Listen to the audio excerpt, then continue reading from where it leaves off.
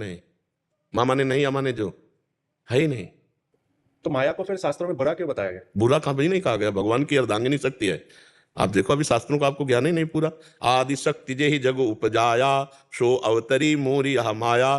तो सीता जी के लिए कह रहे हैं कि आदि शक्ति जो जगत को उत्पन्न करने वाली महाशक्ति माया है वो मेरे साथ अवतरित होगी। मनुष्य रूपा जी से कह रहे हैं हम गलत चल रहे हैं, हमारा उस गलत चलने के सुधार की बात कही गई। माँ बुरी है क्या? महामाया जगदम्बा है कहा गया है नहीं, देवी को महामाया कहा गया तो हमारी अम्मा है ना। अब अम्मा को हम गलत दृष्टि से देखें तो थप्पड़ खाएंगे कि नहीं खाएंगे? तो बस यही हमारी गलती है, हमको अपनी गलती सुधारने को कहा गया है। माया बुरी क्या है हमें बताओ? ये माया है, ये माया है, ये माया है, ये माया है, ये माया है। गो गोचरु जहां लघु मनु जाई सो सब माया जानहु भाई। अब इस माइक से हम भगवत चर्चा करते हैं तो पवित्र हो गया ना, नाम कीर्तन कर रहे हैं तो बंधन ही हो गया ना। और इससे हम गाली देने लगे, बुरा बोलने लगे तो अब बुरा हो गया ना। तो माइक बुरा है, वाणी बुरी है, या हमारा बोलने का तरीका बुरा है? बोलने का तरीका सुधारने की बात कही गई है। हम माया का जो दुरुपयोग कर रहे हैं वो हमारे बंधन कारक है। नहीं तो माया रोटी है, माया पानी है, माया ये शरीर है। वही रोटी पानी पाके इस शरीर से हम तपस्या करते हैं, हम भजन करते हैं, तो आप हाथ जोड़ रहे हो। हम जो बुरा प्रयोग है हमारा वो बुरा है। हमारे में बल दिया है, हम किसी को बचा सकते हैं, किसी की सेवा कर सकते हैं, किसी का सहयोग कर सकते हैं। अब हम किसी का शोषण कर सकते हैं, किसी को मार सकते हैं, किसी को दुख दे सकते हैं। अब इसमें हमारे विचार गलत है या माया गलत है? विचार। तो हमको विचार शुद्ध करने की बातें शास्त्रों में मिली है। कहीं भी माया बुरी कही गई तो हमें बताओ कि ये माया बुरी है। मान लो हमारी बहन है तो बहन है, और दूसरे की बहन है तो हम माया कह देंगे उसे क्या? स्त्री माया नहीं है। तुम्हारे विचार में जो बैठ गई है दुर्गंध, जो दुर्विचार, उनको त्याग दो। तो अपनी बहन तो पास खेले बैठे, हमें क्या बुरा लगेगा? विषय वस्तु के संदर्भ में कह रहा था, सांसारिक विषय वस्तु वो भी माया का रूप है। हाँ, कौन सा विषय? जहर है, पहले हमारी सोच। जहर है मारता है ना, लेकिन जहर को जब डॉक्टर शोधते हैं ना तो जीवन बचाने का काम करता है ना। ऐसे क्यों मरो जहर खा के? वही जहर जीवन देता है जब डॉक्टर से शोध के। कुछ बुरा नहीं बचा। हर चीज की बहुत आवश्यकता है, हर चीज की आवश्यकता है। आप कौन सी ऐसी क्रिया, कौन सी ऐसी, उस पर आप बिंदु पे रखो, हम आपको बताते हैं गलत क्या है। ऐसे रखो। जहर से ज्यादा बुरा क्या चीज होती है? लेकिन जहर जीवन बचाने के काम में आता है। ऐसे ऐसे इंजेक्शन है जो जहर के इंजेक्शन दे तो जीवन बच जाएगा। ऐसे बच्चा भगवान ने सारी चीज सदुपयोग के लिए बनाई। हम जो दुरुपयोग मानव होकर के कर रहे हैं, पर यही खतरनाक बात है। अगर हम दुरुपयोग छोड़ दे तो बच्चा कुछ बुरा नहीं है, कुछ बुरा नहीं। शौचालय बहुत बुरी चीज है, लेकिन रसोई तभी सफल है जब शौचालय की व्यवस्था हो, है ना? देखो ये रसोई है, यहां से जाती हो, यहां शौचालय है। हमें लगता है कि अगर हम सही चल रहे हैं तो बुरा कुछ है ही नहीं, और हम बुरे चल रहे हैं तो सही कुछ है ही नहीं। तो इसमें हमारी दृष्टि हुई या इसमें भगवान या कोई माया या कोई प्रकृति? कितना सुंदर सब कुछ है। जब हम सुंदर विचार वाले हैं तो कितना सुंदर सब कुछ भगवान ने रचा है, और असुंदर विचार वाले हैं तो कितना असुंदर है। तो ये दृष्टि हमारी वैसी सृष्टि हो गई, कहीं कुछ गलत नहीं बचा। हालांकि जैसे शास्त्रों में लिखा हुआ है कि भ्रम सत्य जगत मिथ्या, तो हम भ्रम को ऊपर रखते हैं, तो जगत ही माया भी नहीं। तो आप और आगे फिर चलो ना, सवाल पहले हल थोड़ी हो गया इतने से। ब्रह्म सत्यम जगन मिथ्या से सवाल हल हो गया क्या? सवाल शुरू हुआ है, सवाल हल होता है। सर्वम खलमिदम ब्रह्म ने नानास्ति किंचन। अधूरा ज्ञान तो संशय में फंसा देता है, पूरा ज्ञान पढ़ो। यहां अभी तो ये शुरू हुआ है, यहां से सवाल यहां से शुरू हुआ है, और पूरा जहां हुआ हम तुम्हें बता रहे हैं। सर्वम खलमिदम ब्रह्म ने नानास्ति किंचन। ने नानास्ति किंचन का मतलब होता है एक कण भी ऐसा नहीं जहां ब्रह्म ना हो। सर्वम खलमिदम ब्रह्म, सब कुछ ब्रह्म है। सवाल यहां से शुरू हुआ, ब्रह्म सत्यम जगन मिथ्या।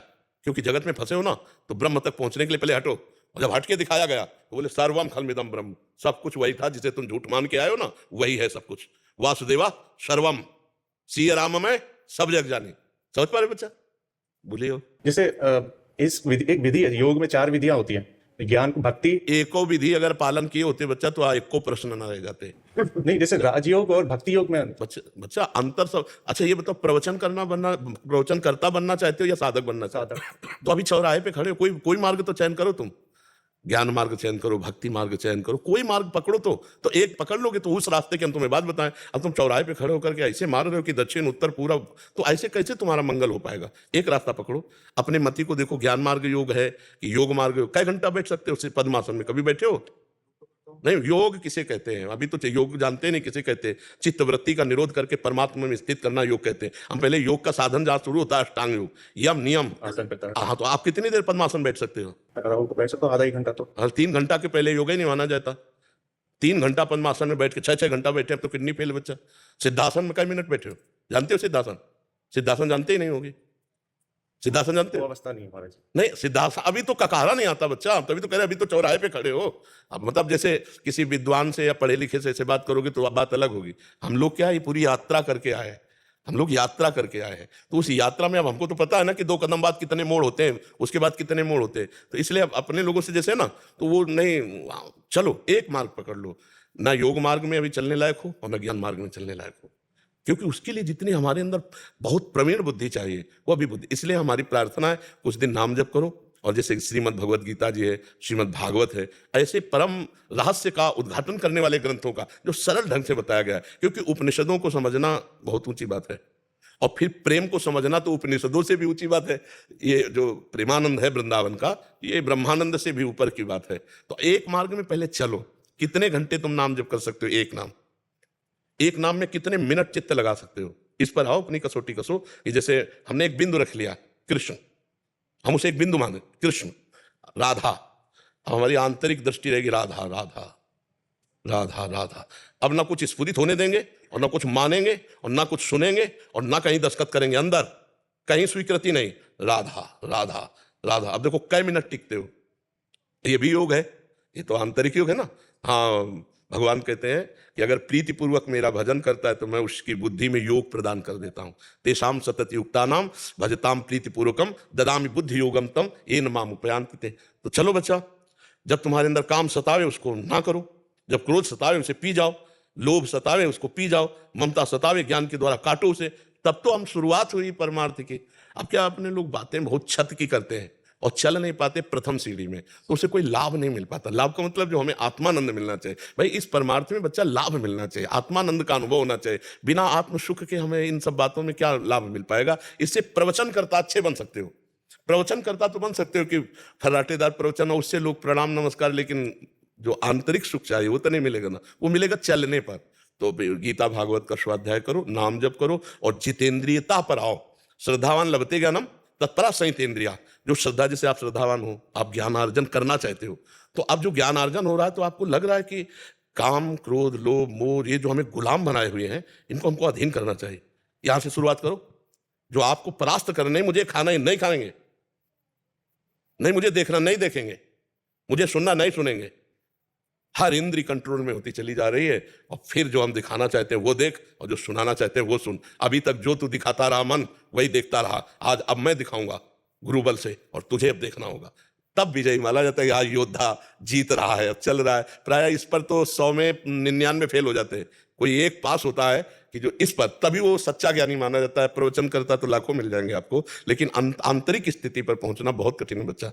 और वो कठिनता ही मनुष्य जीवन में केवल पार की जा सकती है, सुअर कुत्ता गधा बन के थोड़ी पार की जा सकती है। तो आगे बढ़ो, आप बहुत अच्छे विचारवान हो, भाई पवित्र बुद्धि है, तो काटो ये जो अंदर की बात में, जो काम क्रोध लोभ मोह मद मत्सर, इनको काटो और नाम जप करो। अपने आप योग प्रारंभ हो जाएगा। मान लो शरीर को आप स्थिर नहीं कर सकते कि आप 4 घंटे 6 घंटे स्थिर करें, तो जब मन स्थिर हो जाएगा तो शरीर पड़ा है या चल रहा है कोई फर्क नहीं पड़ता है इससे। तो मन को लगाओ प्रभु में। सा वही मना कृष्ण पदार बिंदु। एक पहले हम बिंदु मानते हैं ना, किसी एक बिंदु पर चलते हैं, राम कृष्ण हरि, जो हमें प्रिय लगे वो एक नाम ले लेते हैं, एक मार्ग ले लेते हैं। आगे क्या है फिर पता चल जाएगा। पहले हम चलें तो 4 घंटे 6 घंटे लगातार एक नाम में स्थिति करना, और फिर हमें बताना कैसा लगता है। रोने लगोगे बच्चा, आनंद अश्रु चलने लगेगा, और लगेगा निहाल कर दिया प्रभु, आपने निहाल कर दिया। हम जो कह रहे हैं उसे मानो। 6 घंटे जीवन में जब तुम्हें समय मिले तब लगा के देखना, 6 घंटे एक जगह स्थिति, फिर हमें बताना कि योग किसे कहते हैं। अभी बच्चा 10 मिनट नहीं एक जगह टिक पाएंगे, देखो ना अंदर से 10 मिनट एक जगह नहीं टिक पाएंगे। 10 मिनट तो बहुत होते हैं 10 मिनट एक जगह टिक जाना। मान लो राम, तो अब दूसरा स्फुरित नहीं होगा, 10 मिनट केवल राम ही स्फुरित होगा। और इसके लिए अपने लोगों ने लड़ाई लड़ी, पूरी रात लड़ाई लड़ी, पूरा दिन पूरी रात, न खाना न पीना न देखना न सुनना, ऐसे खंडेरों में काशी के घाटों में रहना कि जहाँ केवल कबूतरों की आवाज आ रही, मनुष्य वहां पहुंच ही नहीं सकते, वहां जाएंगे ही नहीं। कई दिन भूखे रहकर रात दिन, तब वो दिमाग में पूरा बस गया, राउंड एकदम, जैसे वो जो चीज तो वही चल रही। तब देखा है न भोजन की चिंता न प्यास की चिंता। अब काशी तो अन्य क्षेत्र है, एक से एक मारवाड़ी क्षेत्र, चाहे हलवा खाओ चाहे रबड़ी खाओ बटरई खाओ, कभी घाट छोड़ करके नहीं।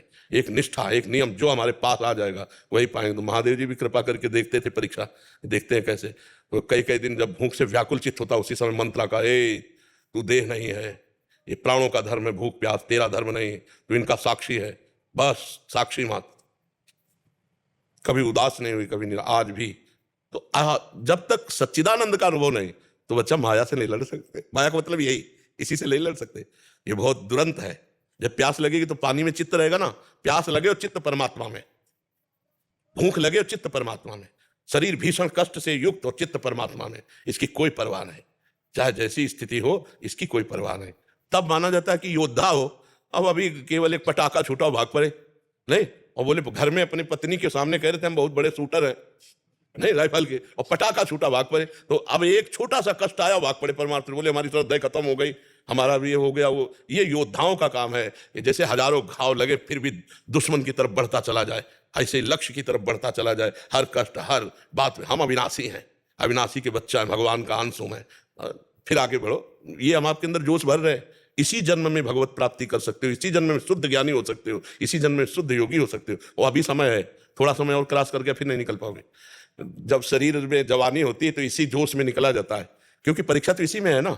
अब जैसे मान लो एक हमको 70 वर्ष के मिले पति पत्नी, और उनका महाराज जी अब हम दोनों ब्रह्मचर्य से रहते हैं। 70 वर्ष में ब्रह्मचर्य से कोई मतलब कोई, अब ब्रह्मचर्य से 17 के हो फिर बोल रहे हो हम ब्रह्मचर्य से रहते हैं। आप समझ में आई बात है? अरे 17 से 40 तक जो कहे मैं ब्रह्मचारी, तो हम उसकी चरण वंदना करते हैं। वाह, ये है मतलब। जब भाई तैराक तो तभी हो जब नदी उफान में हो और फिर क्रॉस करके दिखाओ, तब तो तैराक वाला। तैराक उसको थोड़ी कहते जो उसमें भरे हुए पानी पे, हाँ स्विमिंग पूल में तैरा उसे ले अब बुढ़ापा का ब्रह्मचर्य स्विमिंग पूल समझो